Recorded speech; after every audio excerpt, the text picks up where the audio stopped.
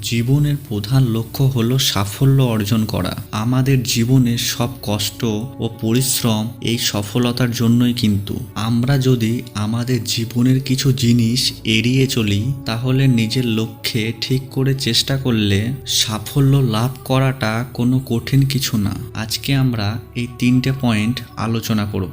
আপনি যদি এই 3টে পয়েন্ট মেনে চলেন, তাহলে আপনাকে সাফল্যর দিকে এগিয়ে নিয়ে যাবে। প্রথম পয়েন্ট, বর্তমান নিয়ে চিন্তা করুন। সব সময় বর্তমানকে নিয়ে চিন্তা করতে হবে, অতীত নিয়ে চিন্তা করা যাবে না। অতীতকে ভেবে থেমে থাকলে জীবনে কখনো এগোনো যায় না। তাই বর্তমানকে নিয়ে ভাবতে হবে এবং নিজের ওপর ভরসা রেখে সামনে এগিয়ে যাওয়ার চেষ্টা করতে হবে। তাহলে আপনি দেখবেন একসময় আপনি সত্যি সত্যি সফলতার কাছে পৌঁছে গেছেন।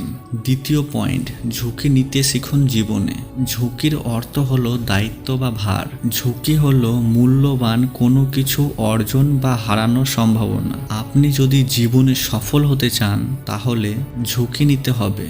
ব্যর্থর ভয়ে নিজের দায়িত্ব থেকে সরে গেলে হবে না। তাই আপনি যদি জীবনে সত্যিই সফল হতে চান, তাহলে আপনাকে জীবনে অবশ্যই ঝুঁকি নিতে হবে। তৃতীয় পয়েন্ট, পজিটিভ চিন্তা করুন। আপনি যদি কোনো কিছু অর্জন করতে চান, তবে প্রথমে আপনাকে বিশ্বাস করতে হবে যে আপনি তা অর্জন করতে পারবেন। আপনি যদি বিশ্বাস করেন যে আপনি পারবেন, বারবার ব্যর্থ হলেও আপনি হাল ছাড়বেন না, তাহলে আপনি অবশ্যই সফল হবেন।